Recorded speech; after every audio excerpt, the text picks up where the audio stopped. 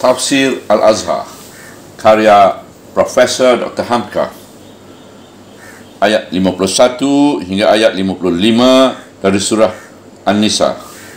Bismillahirrahmanirrahim. Alam tara ila alladhina utu nasiban minal kitabi yu'minuna bil jibti wat-taghut wa yaquluna lilladhina kafaru ويقولون للذين كفروا هؤلاء أهدى من الذين آمنوا سبيلا. Ayat 51. Tidakkah engkau lihat kepada orang-orang yang telah diberi sebahagian dari kitab? Mereka mempercayai kesesatan dan sewenang-wenangan, dan mereka berkata dari hal orang-orang yang kafir, mereka itu lebih betul jalannya daripada orang-orang yang beriman itu.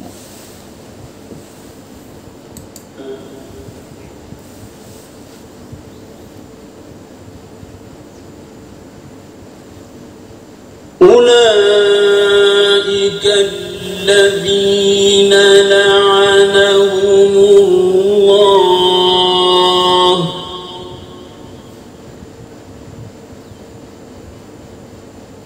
wa man yal'anillahu falan tajid lahu nasira.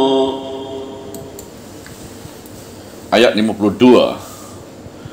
Mereka itulah orang-orang yang mengutuk Allah akan mereka, dan barang siapa dikutuk oleh Allah, maka sekali-kali tidaklah akan engkau dapati pembantu baginya.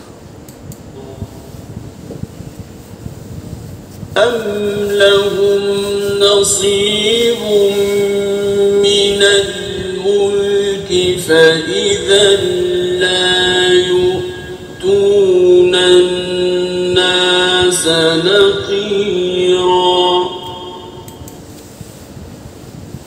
Ayat 53. Atau adakah bagi mereka bahagian dari kerajaan? Mereka dikala itu tidak akan memberi kepada manusia walaupun sebiji halus.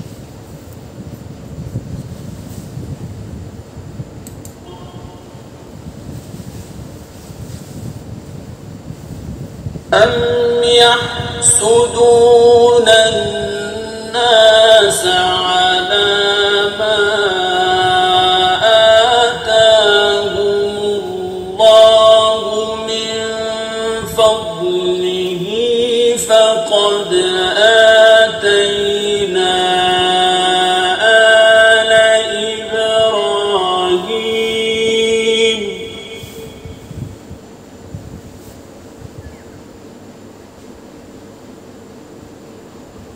فقد آتينا آل إبراهيم الكتاب والحكمة وآتيناهم ملكا عظيما.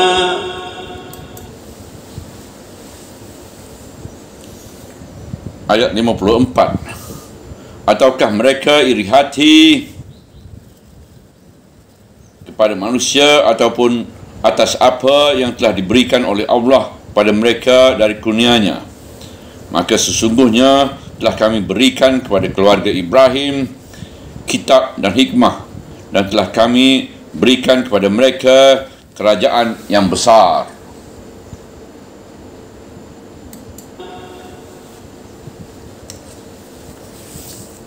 فمنهم من آمن به ومنهم من صد عنه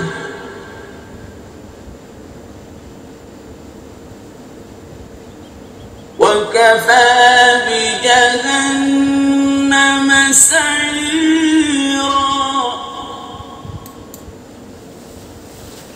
Ayat 55. Maka di antara mereka ada yang percaya kepadanya, dan di antara mereka ada pula yang membelok daripadanya. Padahal cukuplah Jahannam jadi pembakar.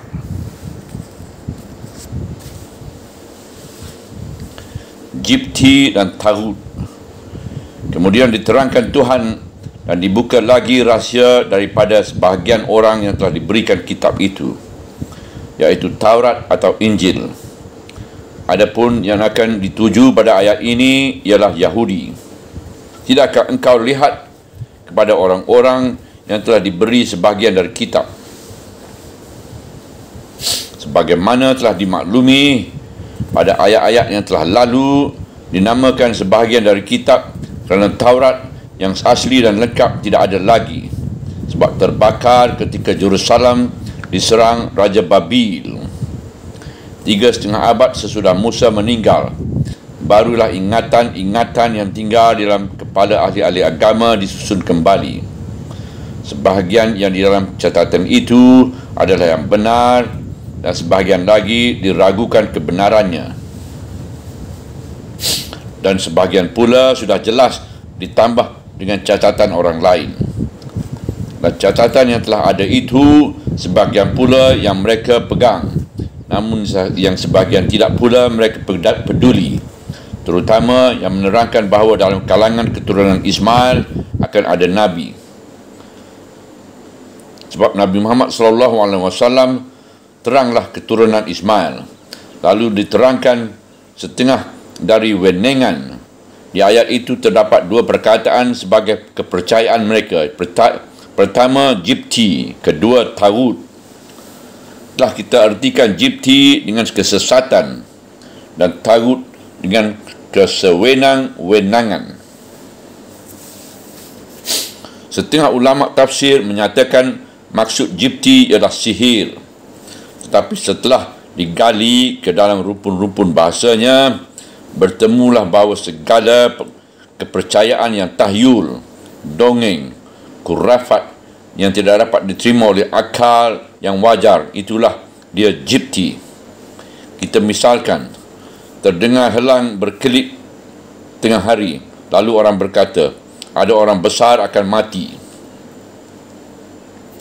Atau terdengar ayam berkokok di waktu senja, maka orang berkata, ada anak gadis mengandung dengan tidak terang siapa suaminya. Atau barang seumpamanya keris, dikata bahawa keris itu bertuah. Atau orang keluar dari rumah pagi-pagi hendak pergi kerja, di tengah jalan ada ular melintas jalan.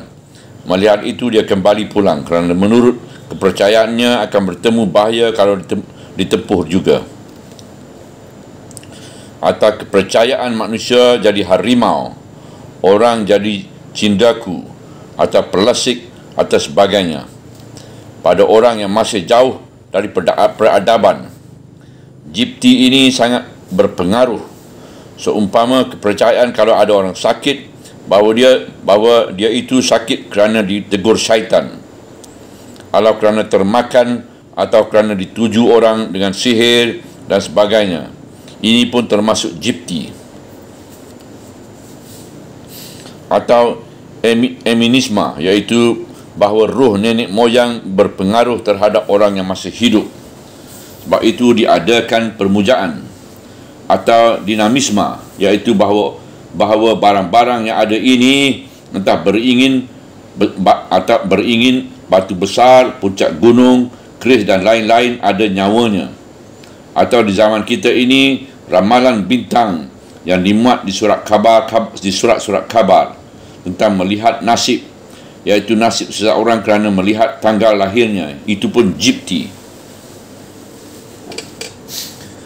Dan kiaskanlah hal yang lain-lain, iaitu kepercayaan yang tidak dapat dipertanggungjawabkan dan diuji kebenarannya menurut akal yang sihat. Itulah dia Jibti. Taghut berumpun dari kalimah taghiyah.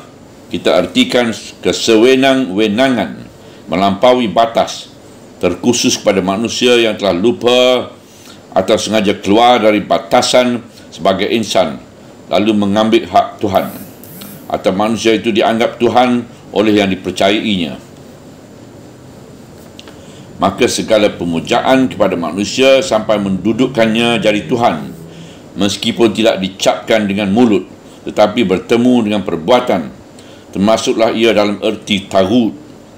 Ada ulama besar yang disegani, akhirnya dipandang keramat, lama-lama diikuti sehingga segala fatwanya wajib dipandang suci seperti sabda Tuhan saja. Maka ulama itu telah menjadi taghut bagi yang dipercayainya. Apatah lagi setelah dia mati, kuburnya pula yang dipuja-puja, diziarahi untuk meminta wasilah, menjadi orang perantara akan menyampaikan keinginan-keinginan kepada Tuhan. Maka jadi taghut pula lah dia sesudah matinya. Atau ada penguasa negeri yang berkuasa besar, orang takut akan murkanya dan orang menghambakan diri kepadanya. Barang siapa yang mencuba menyatakan fikiran bebas, menyatakan yang benar, ada bahaya akan dihukum, dipenjarakan, diasingkan, ditahan atau dibuang atau dibunuh. Tetapi barang siapa yang tunduk, taat setia, sudi mengorbankan kemerdekaan fikiran dan bersedia takut pada yang berkuasa itu, bersedia jadi budak seperti bebas supaya bergerak bebas, bahkan kadang-kadang lebih takut daripada menakuti Allah, maka penguasa itu pun menjadi taghut. Kadang-kadang bercampur aduklah di antara jibti dengan taghut, atau berpadu jadi satu. Di Mesir, orang mengadakan maulid Said Badawi tiap-tiap tahun, berkumpul beribu-ribu manusia laki-laki dan perempuan ke kuburan beliau. Sebab beliau dipandang sangat keramat. Gadis tua minta suami ke sana, perempuan mandul minta anak ke sana. Mahasiswa yang takut tidak lulus ujian pergi menuju ke sana. Dan di kuburan itu ada pula jibtinya, iaitu ada serban beliau yang dipandang sangat membawa rezeki jika dapat dipegang. Di tanah air kita pun banyak terdapat yang demikian. Kalau mau mempelajari campur aduknya jibti dengan taghut, pergilah ziarah ke kubur sunan-sunan, iaitu Wali Songo, dan dengarkanlah dongeng-dongeng yang tidak masuk akal, kumpulan jibti dan taghut dari juru kunci. Maka dalam ayat ini diterangkanlah betapa sesatnya orang-orang yang telah diberi sebahagian dari kitab itu. Kepercayaan tauhid yang asli telah hilang dalam lipatan jibti, iaitu kesesatan, dan taghut, iaitu menuhankan makhluk. Kalau ditanyakan, engkau pertuhankan si anu, nescaya mereka akan menjawab juga, Tuhan kami Allah. Tapi kalau ditanyakan lagi mengapa perkataan si anu, fatwa si anu, taksiran si anu kamu terima saja dengan tidak mempergunakan akal, padahal kadang-kadang berjauhan sangat dengan firman Allah yang disampaikan Nabi kamu, mereka tidak dapat memberi jawapan yang tepat. Mendustai diri sendiri. Kemudian dikatakan lagi dalam sambungan ayat, dan mereka berkata dari hal orang-orang yang kafir, mereka itu lebih betul jalannya daripada orang-orang yang beriman itu. Ujung ayat 51. Tersebutlah dalam banyak riwayat bahawasanya beberapa pemuka yang terkenal, Ka'ab bin Ashraf, datang ke Mekah menemui pemuka-pemuka Quraisy sampai bertemu dan bertukar fikiran dengan Abu Sufyan. Kedatangannya ke Mekah itu ialah menambah hasutan dan mempengaruhi kaum musyrikin terus. Jangan bosan dan jangan kendur memerangi Nabi Muhammad SAW dan sahabat-sahabatnya, Muhajirin dan Ansar di Madinah itu. Dan Ka'ab menyatakan bahawa dia dan kaumnya bersedia membantu mereka. Maka dalam pertukaran fikiran secara terbuka itu, yang pendiriannya lebih benar dan pegangannya lebih teguh, Abu Sufyan berkata di antara lain, kami menjunjung tinggi pusaka nenek moyang. Kami memberi makanan dan minum orang naik haji tiap tahun. kami menghormati berhala yang telah berturun-temurun disembah nenek moyang. Sedang Muhammad itu menantang segala pekerjaan kami yang baik itu dan melanggar segala adat pusaka nenek moyang, sehingga dia keluar dari lingkungan masyarakat sampai berpindah ke tempat lain. Mana kami yang lebih benar? Ka'ab bin Ashraf sebagai seorang yang terkemuka dan mengerti isi Taurat, dengan tidak sedikit juga menghargai suara batinnya sendiri, menjawab kepada Abi Sufyan, pendirian kalianlah yang benar, agama yang kalian pegang itulah yang benar, agama yang kalian pegang itulah yang betul, dan jalan yang kalian tempuh itulah yang lebih benar daripada jalan yang ditempuh Muhammad. Sejak lagi zaman jahiliah, orang-orang Arab penyembah berhala itu selalu mengakui bahawa orang keturunan kitab itu, baik Yahudi atau Nasrani, lebih ahli dari mereka dan pantas tempat bertanya dalam soal-soal keagamaan. Sekarang Ka'ab bin Ashraf kerana politik guna menarik kaum musyrikin memerangi Islam telah berani memberikan jawapan yang bertentangan dengan suara hati kecilnya sendiri, iaitu bahawa musyrik lebih daripada Islam. Inilah maksud ujung ayat dari perkataan Ka'ab bahawa mereka yang musyrik itu lebih betul jalannya daripada orang-orang yang beriman. Padahal kalau Ka'ab menuruti suara hati kecilnya dan benar-benar mencintai kebenaran, meskipun orang Yahudi belum menyetujui Islam, namun pokok kepercayaan Bani Israel dengan kepercayaan yang dibawa Nabi Muhammad SAW adalah sama, iaitu sama-sama menentang menyembah berhala. Di dalam hukum 10 sebagai dasar utama dari Taurat, Allah telah bersabda, jangan dibuatkan aku patung. Dan sebelum Nabi Muhammad SAW datang, orang Yahudi selalu menghinakan orang Arab kerana menyembah berhala. Sekarang dia puji penyembah berhala itu kerana benci kepada Muhammad SAW.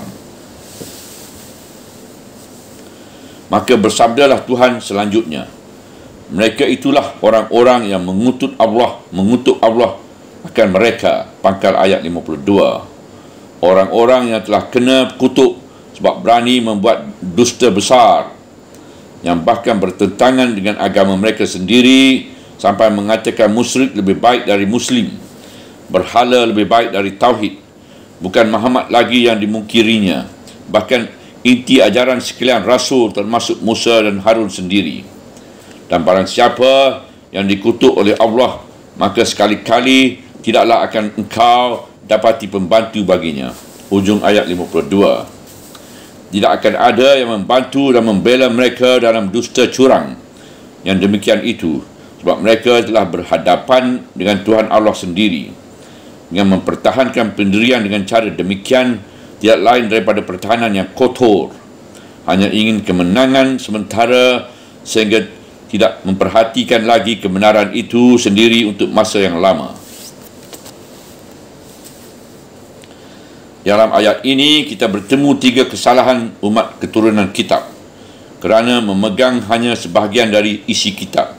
Pertama, mencampur aduk kebenaran agama dengan kesesatan, iaitu jibti, sehingga dibangsakan kepada agama hal-hal yang sama sekali ditolak oleh agama, sehingga timbul bid'ah, khurafah, takhyul, dongeng-dongeng yang menunjukkan kebodohan atau menipu orang bodoh. Kedua, menuhankan manusia sampai memberikan kepadanya pemujaan yang mendekati pemujaan kepada Tuhan. Begitu mereka berbuat pada ulama-ulama dan pimpinan mereka.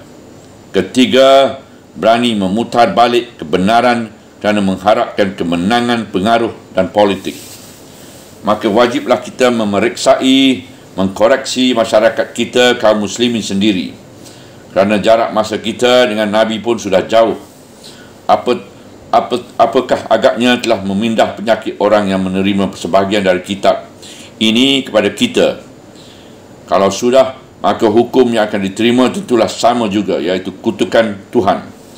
Ajaran asli Nabi Musa sama dengan ajaran asli Nabi Muhammad. Orang Yahudi di belakang Nabi Musa merubah-rubah. Maka apakah kita telah merubah-rubah pula sepeninggal Nabi Muhammad? Dan jika bertemu ayat begini, dengan girang kita mentafsirkan bahawa ayat ini bukanlah menuju kita, hanya menuju Yahudi.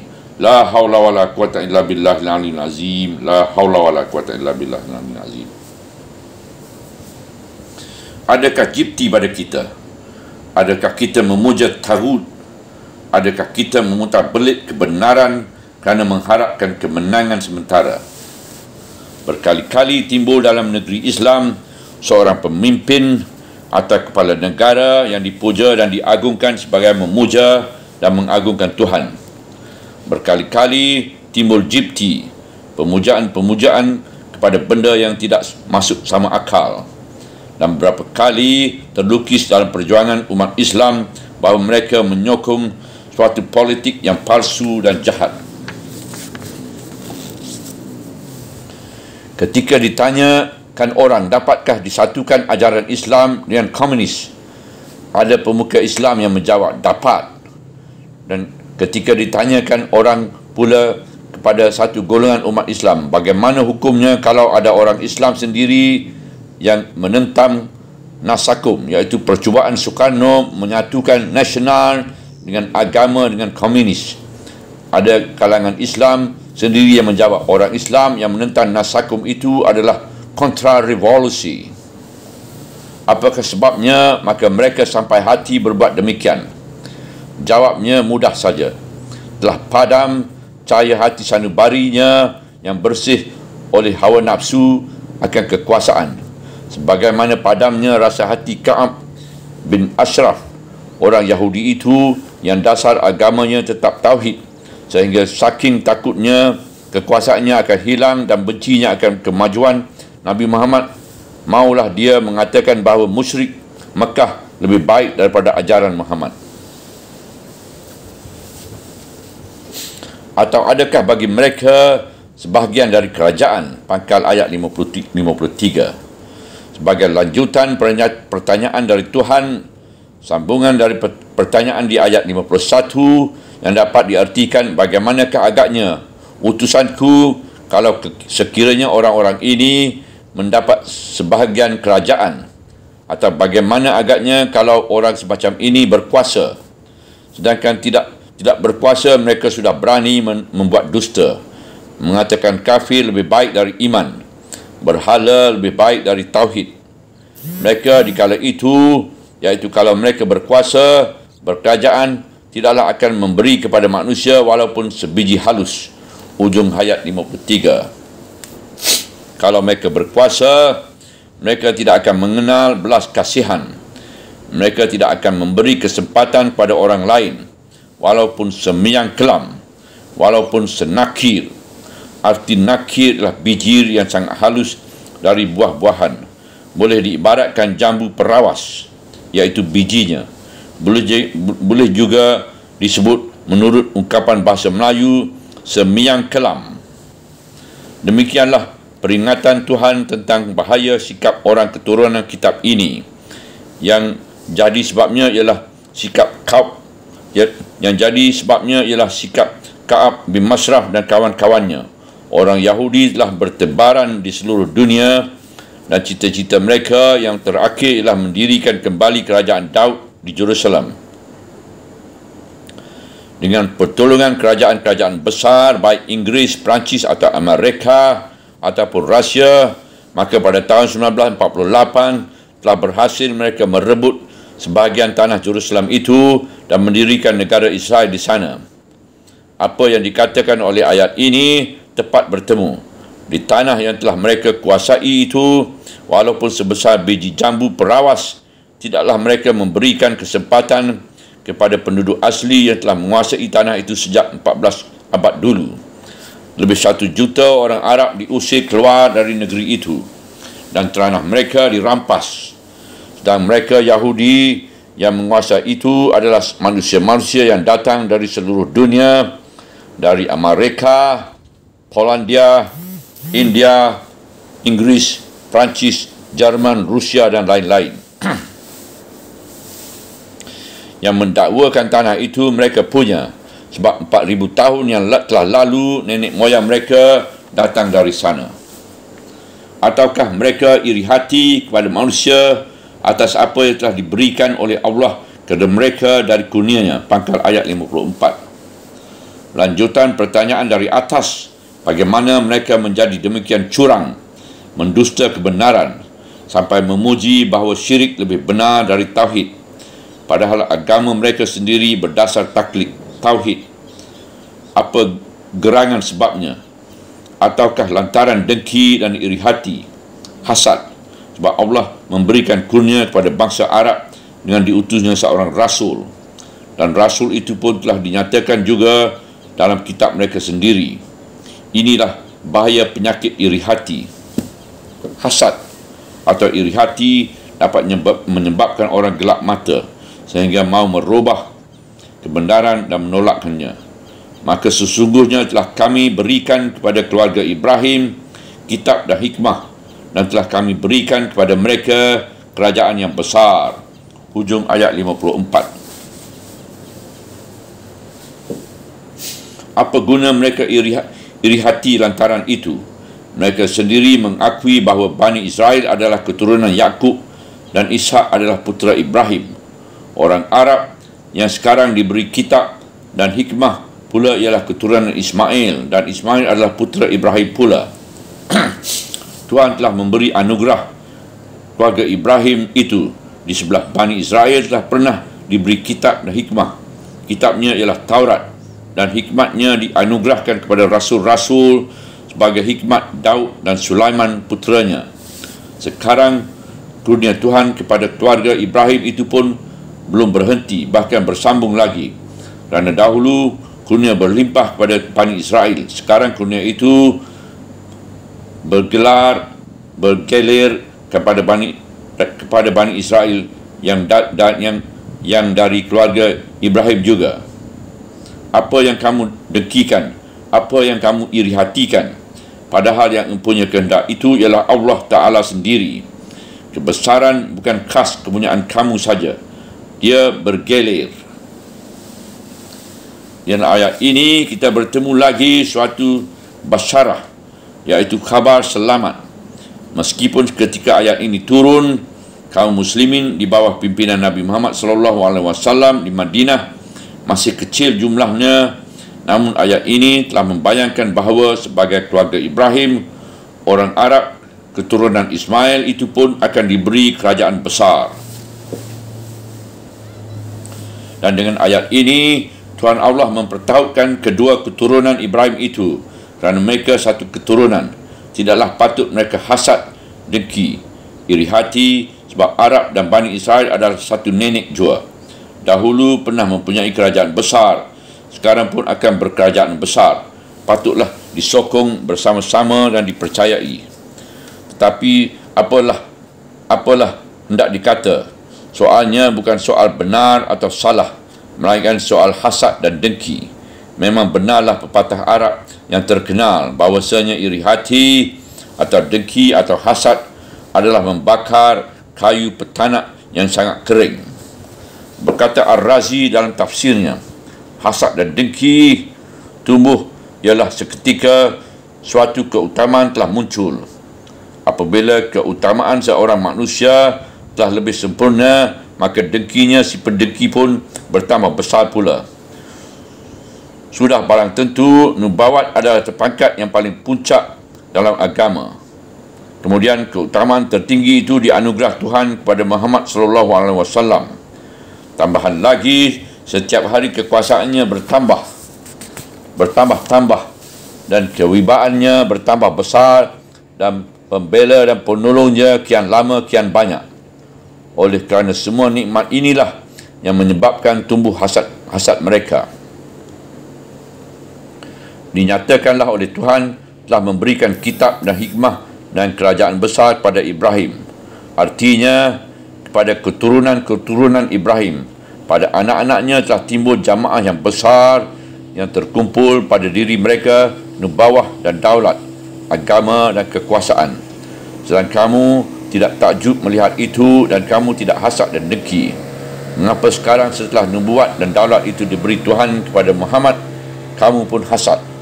Sekian tafsiran Ar-Razi. Maka di antara mereka ada yang percaya kepadanya dan di antara mereka ada pula yang membelok daripadanya. Pangkal ayat 55. Artinya di antara nenek moyang mereka yang dahulu itu memang ada juga yang menerima baik segala kitab dan nubuah atau hikmah kebijaksanaan memerintah itu yang telah dianugerahkan Tuhan kepada nabi-nabi besar sebagai Musa yang membebaskan Bani Israel dan melepaskan mereka dari pindasan Fir'aun, atau Yusha yang membawa mereka ke Palestin mengambil tanah yang dijanjikan yang penuh berisi susu dan madu, atau Daud yang telah sanggup mengalahkan Jalut dan membangun kerajaan Israel yang besar, atau Sulaiman puteranya. Tetapi di samping yang percaya dan menerima ada pula yang menolak, dan di antara mereka ada pula yang menghalang daripadanya. Apabila ada orang yang mencuba mendekati kebenaran kitab dan hikmah itu, mereka halang-halangi kerana kebencian dan dengki. Sedang nabi-nabi yang dahulu itu sekaum dengan mereka dan satu keturunan, sama-sama Bani Israel. Setelah semuanya itu menjadi kenyataan, betapa lagi terhadap engkau ya Muhammad, padahal mereka sudah memandang engkau orang lain, tidak seketurunan, tidak sedarah dengan mereka, meskipun sama-sama keturunan Ibrahim.